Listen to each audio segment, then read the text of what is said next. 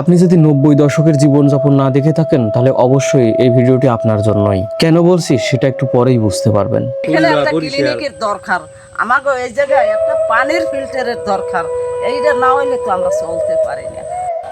চরে এসে সব থেকে বেশি অভিযোগ যে জিনিসটা নিয়ে দেখলাম সেটা হচ্ছে এই চিকিৎসা। সমস্তটা রাত বইরিস কারণে পানি পরে আসছে, ঘর দিয়ে ডাক দিয়ে পানি পরে, কাগজপাতি দিয়ে হাতে কোন মানে না।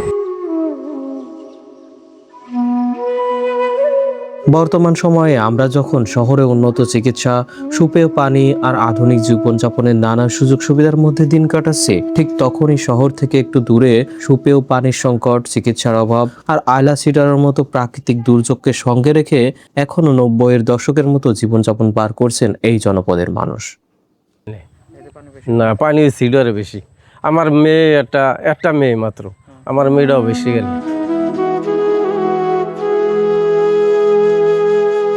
এখানে যে ঘূর্ণিঝড়গুলো হয়, রেমাল গত 24 সালে যে রেমাল ঝড়টা হয়েছে না, এখানে ভয়াবহ তাণ্ডব চালাইছে। ও গরু খাওয়াবেনি এখানে?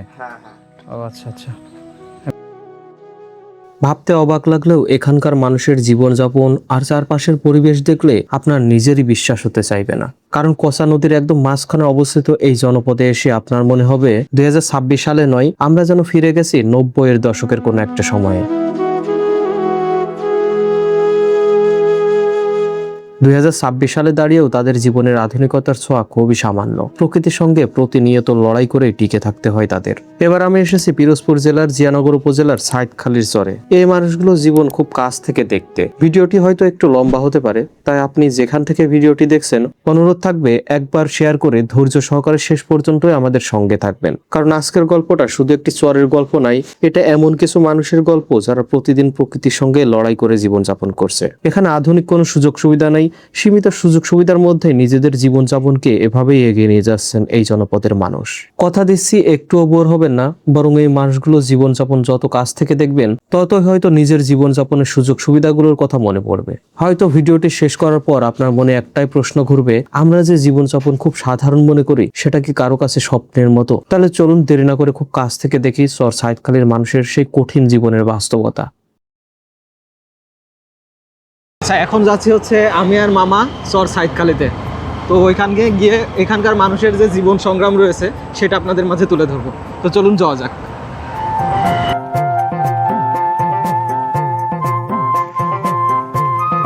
চর সাইদখালী মূলত পিরোজপুর জেলার জিয়ানগর উপজেলার বালিপাড়া ইউনিয়নের কসা নদীর বুক চিরে গড়ে ওঠা একটি জনপদ। আমরা পিচের রাস্তা বাদ দিয়ে এবার ইটের সলিং এর রাস্তা ধরে এগিয়ে চললাম। টানা কয়েকদিনের বৃষ্টির কারণে এই রাস্তাটি এখন বেশ বিপজ্জনক হয়ে উঠেছে, তাই বর্ষার মৌসুমে এখানে ভ্যান রিক্সা তেমন একটা আসে না বললেই চলে। এই যে বাইক আর ছাড়াচ্ছে না, এখান থেকে নিয়ে আসছে এই যে বাইক, বেঁধে গেছে এখানে এরকম ভাবে। আপনাদের বাসা কি চরে আপা? এরকম ভাবে যাওয়া আসা করা লাগে, এইরকম ভাবেই যাওয়া আসা করা লাগে। আরে অবস্থা, এই হচ্ছে এখানে ইজি বাইক বেঁধে গেছে, এই ভ্যান বেঁধে গেছে।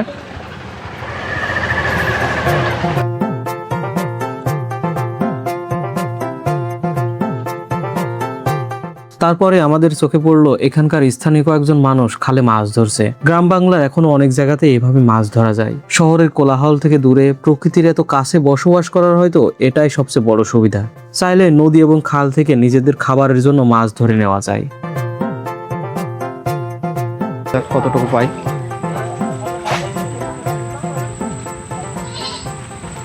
চিংড়ি মাছই তো বেশি না ভাই এখানে, মানে দেশি সব মাছই আছে না? একদম দেশি মাছ সব। কতক্ষণ মারছেন ভাই? এই কত 10-20 মিনিট। 10-20 মিনিট তো ভালোই পাইছেন। সব কি এখানেই? এখানে কি জাল টানছেন নাকি হচ্ছে ফেলছেন? ও আচ্ছা। আপনার কি এখানে এসে মাছ ধরা দেখলাম এবং আপনাদেরকেও দেখালাম যে কিভাবে চরের মানুষ এরকমভাবেই মাছ মেরেও বিক্রিও করে, আবার নিজেরাও খায়। সাধারণত চরের মানুষের জীবন মানে এইটা কিন্তু হচ্ছে আপনার এমন না যে রাজশাহী, কুষ্টিয়া, তারপরে পাবনা এই সাইডের চর না, কিন্তু এটা বরিশালের পিরোজপুর জেলায় অবস্থিত ইন্দুরকানী উপজেলায় বালিপাড়া ইউনিয়নে চর সাইদখালী। এখন আছি আমি শফিকুল ইসলাম এবং আমার সাথে আছে আমার মামা রাসেল ইসলাম। তো আমরা আজকে আর কি এই চরের জীবনযাপন আপনাদের মাঝে তুলে ধরার চেষ্টা করব। মানে এখানকার মানুষের প্রধান জীবিকার উৎসই আসলে সমুদ্র তীরবর্তী, যেহেতু এটা এখানকার বেশিরভাগ মানুষ হচ্ছে আপনার বড় বড় যে বোটগুলো আছে এই বোটে করে হচ্ছে সমুদ্রে মাছ ধরতে যায়, ইলিশ ধরার জন্য যায়। এবং সুন্দরবন তীরবর্তী হলেও এখানকার কেউ আসলে সুন্দরবনে খুব একটা যায় না তেমন, তবে সুন্দরবন বনের আশপাশ দিয়ে সবাই আর কি মাছ শিকার করে, পরিবারগুলোই বেশি।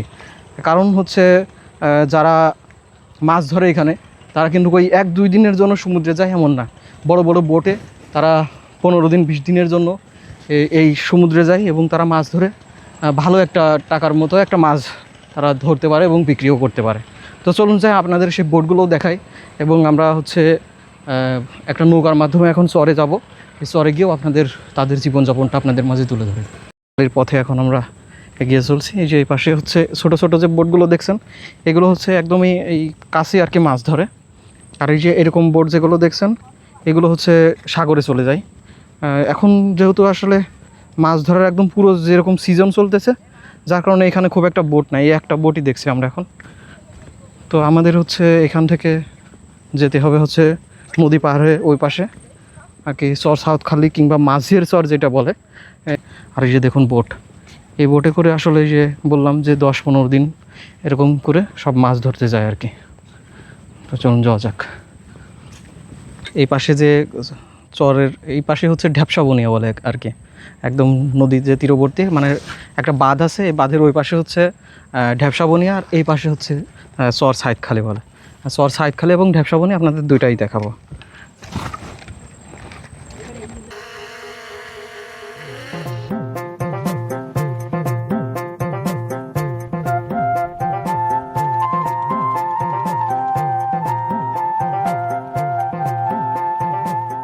আমরা ঘাটে এসে আকাশের দিকে তাকিয়ে দেখলাম ঘন কালো মেঘ, মনে হলো যে কোনো সময় বৃষ্টি নেমে যেতে পারে। তার উপর তখনও আমাদের নৌকা এসে পৌঁছায়নি। বৃষ্টি শুরু হয়ে গেলে ড্রোন উড়ানোর আর সুযোগ থাকবে না। এই সুযোগে এখানে বেশ কিছু ফুটেজ আমরা নিয়ে নেই, আর ঠিক তখনই ড্রোনের ফুটেজ নিতে নিতেই দূর থেকে আমাদের নৌকাটাও এসে ঘাটে ভিড়ল।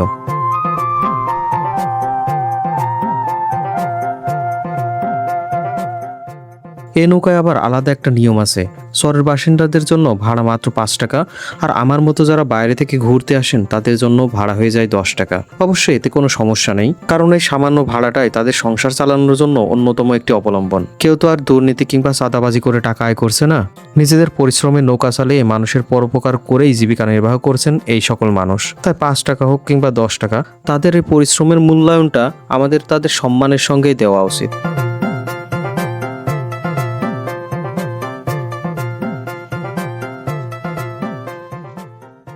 শহরের বাসিন্দারা এখানে বেশ ভালো পরিমাণের গবাদি পশু পালন করে থাকেন, তবে শহর কিংবা গ্রামের সাধারণ চিত্রের সঙ্গে এখানকার গরু পালনের পদ্ধতিটা একেবারেই ভিন্ন। সেটা আপনারা একটু পরেই নিজের চোখেই দেখতে পারবেন। এখানে কিভাবে অনেকটা অযত্ন আর অবহেলার মধ্যেই গরু পালন করা হয় সেটাও আপনাদের একটু পরেই দেখাবো। আমরা সাধারণত গরু বিক্রি করার জন্য হাটে নিয়ে যাই, কিন্তু এখানে ঘটে তার ঠিক উল্টো চিত্র। এখানে গরু কেনার জন্য ব্যাপারীরাই ছুটে আসেন এই চরে, আর ঠিক এমনই একটি দৃশ্য আমাদের চোখে পড়লো এই খেয়াঘাটে।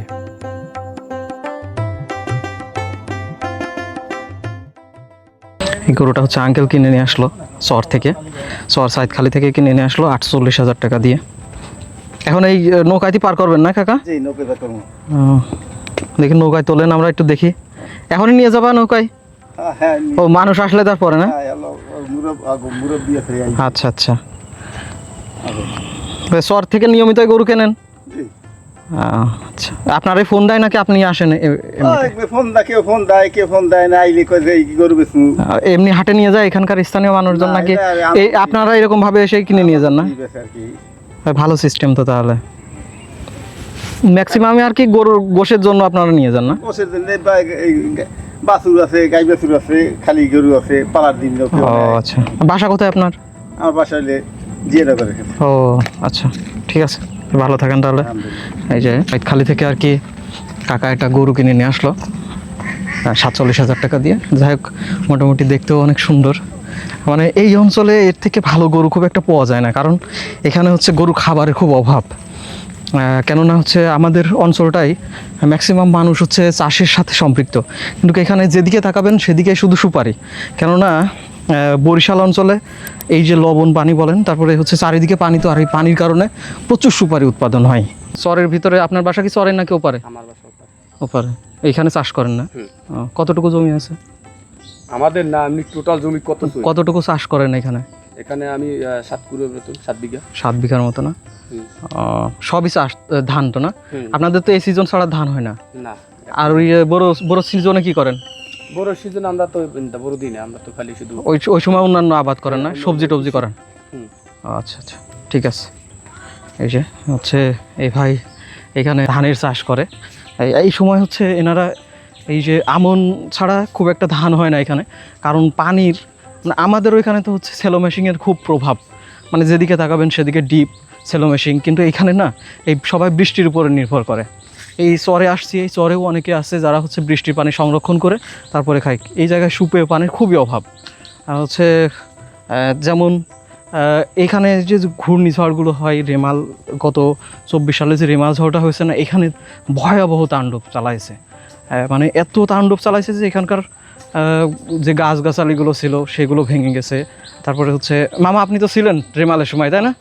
একদম। তো রেমালের সময় আল্লাহ না করুক এই এলাকার মানুষ কেউ মরি নাই, কিন্তু খুবই ভয়াবহ অবস্থা ছিল। লোকজন, এই পাশে একটা এই সাইক্লোন আছে, সেই সাইক্লোন সেন্টারে সবাই যে উঠছিল। মানুষ মারা যায়নি, কিন্তু না, প্রচুর মানুষ পরিমাণে ক্ষতি মারা হয়েছে। যাওয়ার কোনো সংবাদ পাই নাই, মানুষ মারা যায়নি, কিন্তু প্রচুর পরিমাণ পানি ছিল। এইখানে আমি যেখানে দাঁড়ায় আছি, এইখানে আমার মাজা পর্যন্ত পানি হয়েছিল। তার মানে কি, ভিতরে ঘর বাড়ি সবই তলায় পানির নিচেই ছিল। কিন্তু একটা জিনিস কি, এটা হচ্ছে এই কচা নদীর পাশেই তো, যার কারণে জোয়ারে পানি আসছে, ভাটিতে পানি নেমে গেছে, এই জন্য লোকের অতটা ক্ষয়ক্ষতি হয় নাই। কিন্তু গরু বাছুর এগুলো তো অনেকই, মানুষের গরু মারা গেছে, ছাগল মারা গেছে, হাঁস মুরগি চলে গেছে, এরকম হয়েছে। আর আগে থেকে অনেক মানুষ সতর্ক ছিল, যার কারণে ক্ষতিটা, মানুষ আর কি মারা যায়নি আগের মতো। তো আর এখন না, যে রেমাল আসবে এই ঘটনাটা তো 2-3 দিন আগে থেকেই মানুষ জানে যে না, আজকে রেমাল ঝড় কালকে আসবে কিংবা পরশু আসবে, এরকম খবর মানুষ আগে থেকেই জানতো। যার কারণে আর কি মানুষের জীবনের কোনো ক্ষতি হয়নি, কিন্তু এই এখানকার হাঁস মুরগি বলেন, গরু ছাগল, এইগুলো অনেক মারা গেছে শুনেছি। আর 2007 সালে যে সিডর হয়েছে, এই সিডরের সময় এখানকার বেশ কয়েকজন মানুষ মারা গেছে, আমরা এটা শুনেছি। এখানকার কিছু স্থানীয় মানুষজনের সাথে কথা বলেছি, তাদের সাথেও অনেকের আত্মীয় স্বজন আছে যারা মারা গেছে। এই হচ্ছে পাশেই একটা লোকের সাথে কথা বলছি কয়েকদিন আগে, উনি বললো যে এখানে হচ্ছে আর কি ওনার ওয়াইফ এবং ওনার বড় মেয়েও মারা গেছে।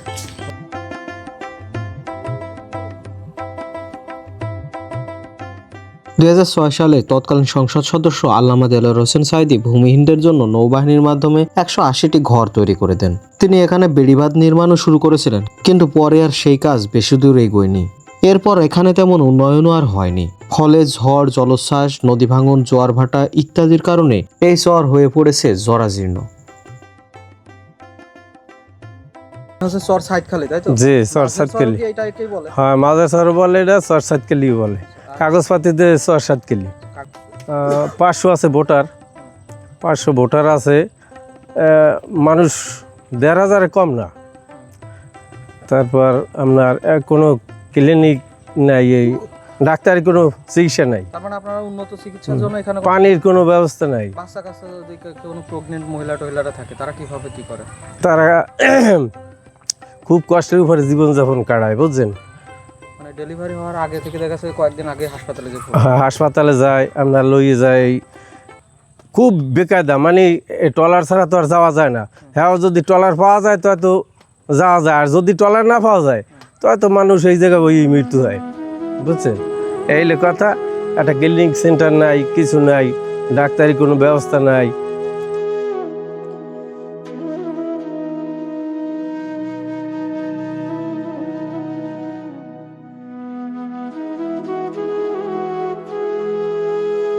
আসেন, এই সব হচ্ছে আবাসন। এগুলো হচ্ছে 2006 সালে কিংবা 2002-03 সালের দিকে আর কি হয়েছে। এই গরু,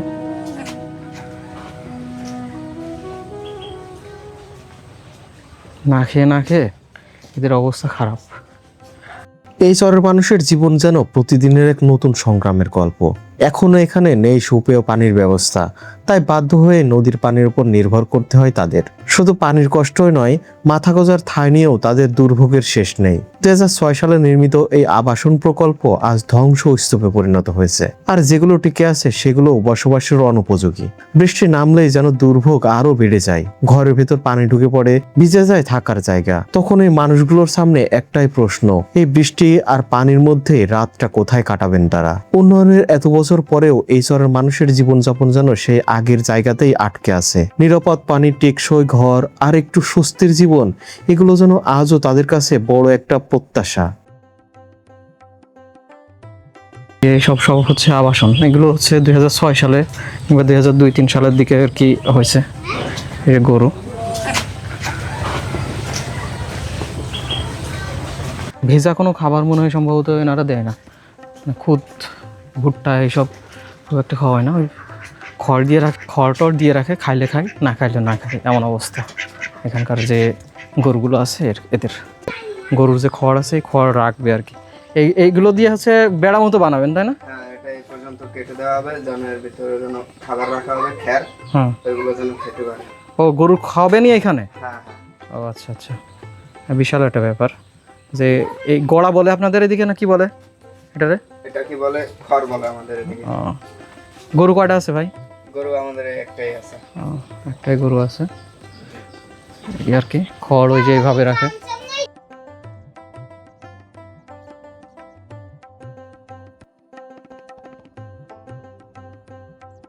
বৈরিস কারণে পানি পরে আসছে, ঘর দেওয়ার দাগ দিয়ে পানি পরে, কাগজপাতি দিয়ে হাতে কোন মানে না। ছেলেরা কি করে? ছেলেরা ওই এক ছেলে, বড় ছেলে তো আগে চাল চাল বাইতে স্টক করছে, হ্যাঁ তো সেইভাবে আছে। ওই ছেলেরা এসে সাগরে গেছে, মাছ পোনা কিছুই পায়নি। সাগর এখন মাছ কম নাকি কাকি? হ্যাঁ, এবছর মাছ কম সাগরে। চিকিৎসা চিকিৎসার জন্য কি করেন 3 আপনারা? গরু আছে, চিকিৎসার জন্য এখন আর ফোন দিই, হে ডাক্তার আসে এখানে? আসে, ফোন দিলে আসে? আসে, আইলে তো টাকা দেওয়া লাগে, টাকা দিয়ে তার হেঁটে করে। ওরে বাবা, তার মানে এই জায়গা থেকে চিকিৎসা নেওয়ার জন্য তো কোনো ডাক্তার মাক্তার তো আর এখানে নেই? না না, এখানে কোনো ডাক্তারই নেই। তাহলে তো খুব কষ্ট আপনাদের। আমাকে কষ্ট হেন, আমাকে টলার ভোর যাওয়া লাগে বালিপাড়া যাই, অটো ঠিক করে হেঁটে যাওয়া লাগে, ঘূর্ণ যাই বা গেরার যাই, পিরিসপুর সমস্যা। পানিতে নদীর পানি খাই। নদীর পানি খান? হ্যাঁ। নদীর পানিতে কোনো রোগ টোগ হয় না? আবার রোগ হয় না, কত ডায়রিয়া হয় না, ও জ্বর বাড়া, ধরো জোগায় একটু কাদা পানি হয়, আবার ধরো ডালা হেকালে একটু ভালো পানি, একটু ঠান্ডা একটু হয়। এখন তো নদীর পানি ঘোলা, এখন কি করেন তাহলে? এই পেট করে দিয়ে খাই। এই পানি খাচ্ছেন এখন? এই পানি খাচ্ছি। তাহলে তো পানির জন্য খুব কষ্ট করা লাগে কাকে সবটাই আপনাদের? কষ্ট করা লাগে বাবা। আমরা এই ঘরের বাবা, এই ঘরের জন্য আমরা খুব কষ্ট, আমরা সমস্ত রাখতে বই। আপনাদের এই আবাসন তো অনেক আগের, হয় এই মোটামুটি তো 2-3 বছরের ভিতরে তো না না, সাইদি সাহেব দিয়ে সাইদি সাহেবের আমলের এই আবাসন? হ্যাঁ হ্যাঁ। আরে বাবা, তাহলে তো অনেক আগের। এটা হচ্ছে এই কাকার ছেলে আর কি। আপনিও মাছ টাছ ধরেন ভাই? জি ভাই। এখন মাছ টাছ খুব একটা হচ্ছে না? না, মাছ এখন কম, এইরকম সময় মাছ তো নাই, মাছ এখন খুবই কম। না তো ইলিশ মাছ, তাহলে তো ইলিশ মাছ ধরে না সমুদ্রে গিয়ে? সব মাছ দিই। কতদিন গিয়ে থাকা লাগে? সাগর বাইলে মনে করেন 3 মাস পাওয়া যায়। একবারে গিয়ে কতদিন থাকেন? একবারে 7 দিন, 8 দিন, 10 দিন 15 দিন এরকম করে থাকা লাগে। থাকা লাগে। তাতে তো এখন যদি মাছ না হয় তাহলে তো গিয়ে লস খুব। লস। আপনাদের এই ইলিশ ধরার বন্ধ হবে কত তারিখ থেকে? আশ্বিন মাসে। আশ্বিন মাস থেকে না? 22 আসে। তাহলে তো দেখছি সেই চরে থাকে যে খুব একটা সুখে আছেন তা তো দেখছি না। না, খুব কষ্টে আছি ভাই। বর্তমানে খুব কষ্ট আছি, খুব কষ্ট না?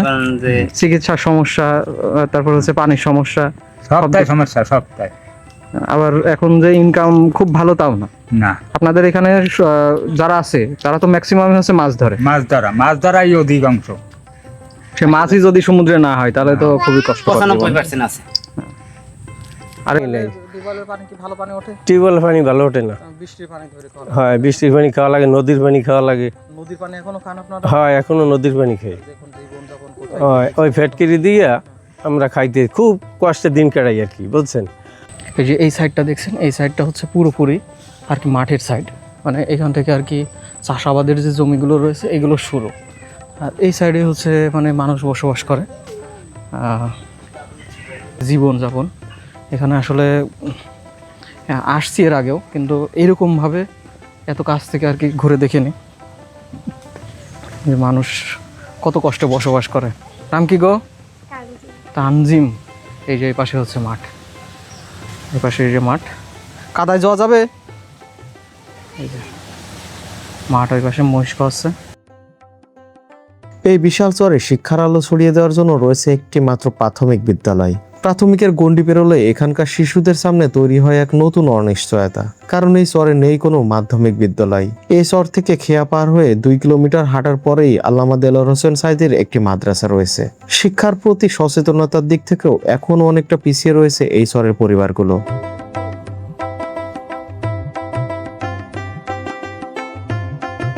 জীবন জীবিকার নানা সংকটের মধ্যে সন্তানদের পড়াশোনাকে অনেক সময় অগ্রাধিকার দিতে পারেন না তারা। তাই শুধু শ্রেণীকক্ষে পাঠদান করেই দায়িত্ব শেষ হয় না এখানকার শিক্ষকদের। শিক্ষার্থীদের পাশাপাশি পরিবারের সদস্যদের নিয়েও নিয়মিত বোঝানো লাগে এই সন্তানদের ভবিষ্যৎ পড়াশোনা কতটা গুরুত্বপূর্ণ সেই সম্পর্কে। এই ছোট্ট বিদ্যালয় যেন চরের শিশুদের স্বপ্ন দেখার সবচেয়ে বড় জায়গা, কিন্তু সেই স্বপ্নকে আরো দূর পর্যন্ত এগিয়ে নিয়ে যেতে প্রয়োজন সচেতনতা এবং একটি পূর্ণাঙ্গ শিক্ষা ব্যবস্থা।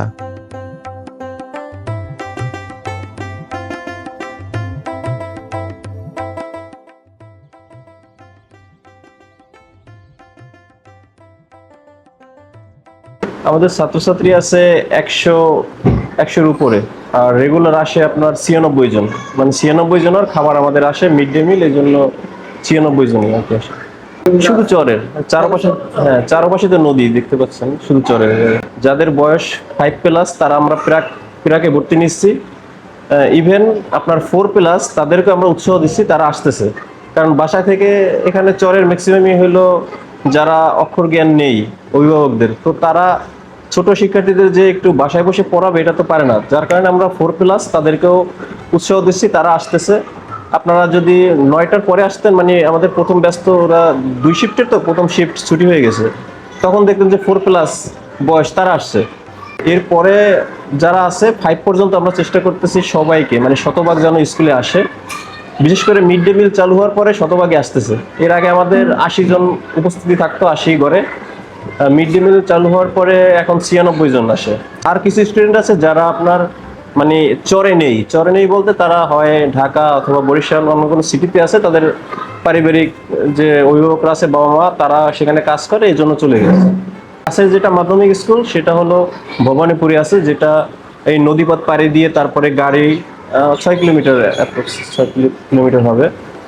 আর আছে সাইদি সাহেবের এলাকায় একটা মাদ্রাসা আছে, যেটা তারি মাদ্রাসা, সেটা মাদ্রাসা আর কি দাখিল পর্যন্ত সেখানেই হয়। মানে ম্যাক্সিমাম তারা আর কি সে মাধ্যমিকটা শেষ করতে পারে না, সত্যি কথা বলতে। একটা হলো বিয়ের প্রবণতা আছে এখানে, তারা মানে আর্লি খুব বিয়ে হয়ে যাচ্ছে, আর বাল্যবিবাহের প্রচলনটা আছে। হ্যাঁ, যদি এখানে মাধ্যমিক শিক্ষা থাকতো তাহলে আমরা তাদেরকে যদি বলি জোর করে হোক, তারপরও তাদেরকে আমরা চেষ্টা করতে পারতাম, অন্ততপক্ষে আমাদের এখান থেকে যে ব্যাচ বের হচ্ছে তাদেরকে আমরা ধরে রাখতে পারতাম। কিন্তু এটা না থাকার কারণে হচ্ছে, এক হলো এখানে বৈরী আবহাওয়ার কারণে তারা তো ওপারে যাওয়াটাই কষ্ট হয়ে যায়। তারপরে স্কুলগুলো অনেক দূরে, মাধ্যমিক স্কুলগুলো অনেক দূরে, 6 কিলোমিটার 7 কিলোমিটার, এখানে হেঁটে যেতে অনেক কষ্ট, আর গাড়িতে গেলে বা নৌকায় যাওয়ার পরে গাড়িতে যাবে, সেখানে তাদের টাকা খরচ হচ্ছে। হ্যাঁ, সমস্যা, যাতায়াত সমস্যা। আপনি তো ট্রলারে আসছেন এপাশ থেকে, যদি একটু বৃষ্টি হতো আর বাতাস হতো তাহলে আপনি বুঝতেন যে কি অবস্থা। ছাতাতে আপনার মানবে না, প্যান্ট ভিজে যাবে, এই হয়ে যাবে, এগুলো নিয়ে ক্লাস করতে হবে। মানে এই বৈরী আবহাওয়া যখন থাকে তখন আমাদের খুব সমস্যা। তো এটা তো কিছু করার নাই। এছাড়াও আমি একটু বলি, এছাড়াও আবহাওয়া ছাড়াও হঠাৎ করে যদি কোনো বন্যার পূর্বাভাস থাকে বা ঝড়ের পূর্বাভাস থাকে, চর থাকার কারণে এখানে একটা সাইক্লোন শেল্টার আছে, অটোমেটিক উপজেলা যারা কর্মকর্তা আছে, উপজেলার ইউনো মহোদয় থেকে শুরু করে, তারা এখানেই সর্বপ্রথম আসার ব্যাপারেই করে। তখন আমাদের যদি শুক্রবারও হয় তাহলে আমাদের আসতে হবে। চর সাইদখালির যে প্রাথমিক স্কুল রয়েছে, সেই স্কুলটায় আর কি আমরা এখন এতক্ষণ এখানকার যে স্যাররা ছিল তাদের সাথে কথা বললাম।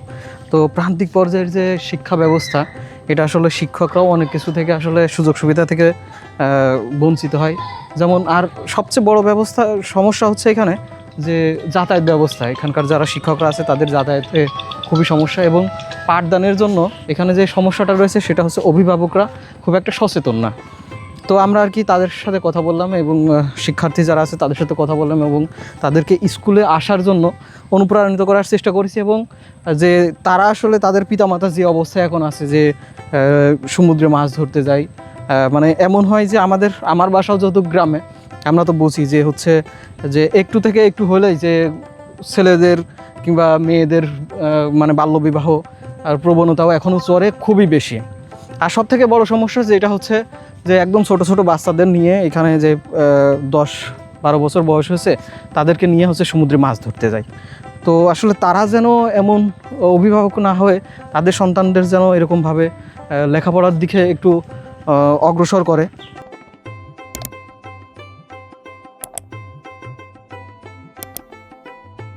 কয়েক বছর আগেও এই জনপদের মানুষ শিক্ষা নিয়ে ছিলেন অনেকটাই অসচেতন, তবে শিক্ষকদের আন্তরিকতা ও বিশেষ দায়িত্বশীলতার কারণে এখন ধীরে ধীরে অনেক পরিবারের শিক্ষার গুরুত্ব সম্পর্কে সচেতন হয়ে উঠেছেন।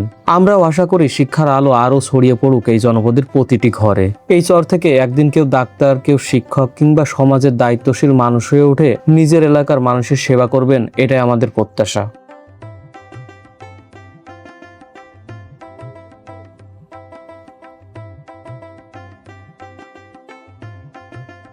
মানুষ তো সবই ওপারের মানুষ এই জায়গা জমি নাই, আইয়ে আশ্রয় নেছে, সাইদ হিসাব আশ্রয় দিয়েছে, বুঝছেন? সাইদ হিসাব হইলে এইটা প্রথম লোকজন উড়াইয়া আবাসন করছে। আচ্ছা, এখানকার ঊর্ধ্বতন কর্মকর্তা যারা আছেন হচ্ছে বিশেষ করে আমাদের মাসুদ বিন সাইদি ভাই, আপনার কাছে যদি ভিডিওটা যাই অবশ্যই আপনি হচ্ছে এই চর সম্পর্কে জানেন, যেহেতু আপনার নিজের বাসা হচ্ছে সাইদখালীতে। চরের মানুষের একটু খোঁজ খবর নেবেন, মাঝে মাঝে আসবেন এবং এখানে যে মানুষরা আছে তাদের জন্য একটু সুপেয় পানির ব্যবস্থা করে দেবেন এবং অবশ্যই একটু চিকিৎসার ব্যবস্থা করে দেবেন, কারণ এখানকার মানুষরা খুবই কষ্টে দিন যাপন করে আর কি। অন্যান্য চরের মতো এই চরেও আমাদের চোখে পড়ল গরু পালন, তবে এখানকার গরু পালনের চিত্রটা একটু ভিন্ন ধরনের। গরুর জন্য আলাদা কোনো উন্নত খাবার কিংবা বাড়তি যত্নের ব্যবস্থা নেই এই জনপদে। মূলত খড় খাইয়াই গরু পালন করে থাকেন এখানকার বাসিন্দারা। করবেই বা না কেন, যেখানে এক বস্তা চাউল কিনে আনতেও খেয়া পার হয়ে তারপরে মাথায় করে বাড়ি পর্যন্ত নিয়ে আসা লাগে, সেখানে গরুর জন্য খোল ভুসি কিংবা উন্নত খাবার জোগাড় করে আনা পরিবারের কাছেই যেন এক প্রকার বিলাসিতা। শুধু খড়ের উপরে তাহলে চলে? এই কুড়া বলে আর কি আপনাদের এখানে, না? এটা আমরা নাড়াকুটো নাড়াকুটা বলে, নাড়াকুটো। আমাদের এখানে হচ্ছে বিচালি বলে আর হচ্ছে পুয়াল বলে, বুঝছেন? আর আপনাদের এখানে কুড়া। হ্যাঁ, আমাদের দেশে এ জায়গায় যারা পয়সা চালাইতে হেরা তো খাওয়ায়, হেরা যাও রান্ধে খাওয়ায়। ধরেন ওই যাও রান্ধে হেরা গুছিয়ে চারিতে ফেলে দেয়, বড় চারিতে দেয়, হেরা খায়। কত ফল পাকড়ার ওই কুমড়ার ওই কত ওগুলো কুচাই কাছাই আনিয়ে দেয় চারি ভরিয়া খাইয়ে ফেলায়। তা আমরা তো কিছু খাওয়াইতে দিই না।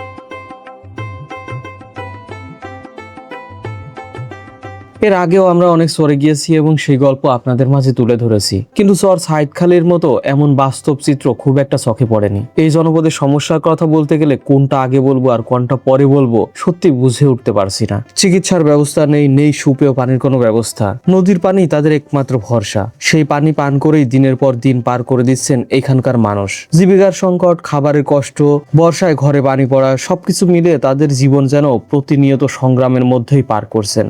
এত কষ্টের জীবন কাছ থেকে দেখার পর সত্যি মনটা খুব খারাপ হয়ে যায়। তবে হয়তো এই মানুষগুলোর গল্প আমাদের নিজেদের জীবনটাকেও একটু নতুন করে দেখতে শেখায়। তাই একবার শুধু তাদের জায়গায় নিজেদের দাঁড় করিয়ে দেখুন, হয়তো জীবনের প্রতি আমাদের জমে থাকা অনেক অভিযোগই দূর হয়ে যাবে।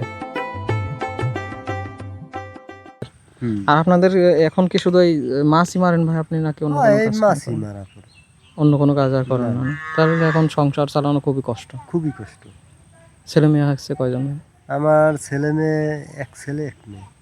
লেখাপড়া করে? হ্যাঁ, মেয়ে আপনার 17 পাড়ার হাফেজ, আর ছেলেও মাদ্রাসায় পড়ে। সবাই আর কি মাদ্রাসায়? হ্যাঁ, আল্লাহর রহমতে ভালো। আপনার জন্যও দোয়া করি ভাই, ভালো থাকেন। আর মানে যাই হোক, আল্লাহ আপনাদের এই অঞ্চলে যেহেতু সবাই মানে মৎস্য জেলে রিলেটেড আর কি, এক কথায় যে সবাই মাছ ধরার সাথে সম্পৃক্ততা। বোট নিয়ে সবাই মাছ ধরে, কেউ নদীতে মাছ ধরে, আবার কেউ হচ্ছে সমুদ্রে মাছ ধরে।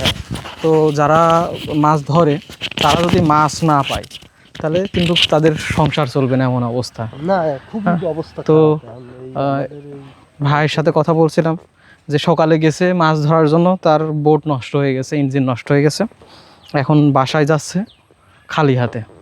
কিছুই তো নেই না ভাই ব্যাগে? না কিছু নেই, ওই তেলের ব্যাগ। তেল নিয়ে গেছে, খাবার নিয়ে গেছিল, সেইটা নিয়ে আবার ফেরত যাচ্ছে। তো আসলে যদিও ভাই হাসি মুখে কথা বলছে, তারপরে আসলে ভাই সংসারের জীবনের ঘানি অন্যরকম একটা দায়িত্ব। এই দায়িত্ব আসলে পার করার জন্য প্রত্যেকটা মানুষেরই খুবই কষ্ট করা লাগে। অনিশ্চয়তার মধ্যেই আসলে জীবন কাটছে। যে আসলে এই সাইদখালি যারা আসলে জেলে কিংবা মাছ ধরার সাথে সম্পৃক্ত, যাদের সাথে কথা বললাম, একটা মানুষও বললো না যে এই বছরে আর কি ভালো মাছ হয়েছে। সবারই একই অভিযোগ যে এই বছর সমুদ্র বলেন, নদী বলেন, কোথাও তেমন মাছ নেই। সবারই খুবই করুণ অবস্থার মধ্যে দিন কাটাচ্ছে।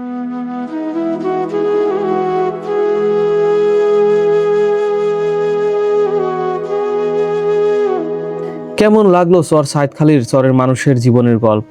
গল্পটি ভালো লাগলে একটি লাইক দিয়ে বন্ধুদের সঙ্গে ভিডিওটি শেয়ার করবেন। আর ভিডিওটি যদি বেশি ভালো লেগে থাকে তাহলে অবশ্যই চ্যানেলটি সাবস্ক্রাইব করে বেল আইকনটি বাজিয়ে রাখবেন, যেন এমন নতুন ভিডিও আপনি সবার আগে পেতে পারেন। আজকের মতো এখানেই বিদায় নিচ্ছি। আবারও দেখা হবে বাংলাদেশের কোন এক প্রান্তের নতুন গল্প নিয়ে। আর এমন আরো অজানা গল্প আর মানুষের জীবনযাপনের ভিন্নধর্মী গল্প দেখতে আমাদের চ্যানেলটি ঘুরে দেখতে পারেন। আশা করি অনেক ভালো লাগবে।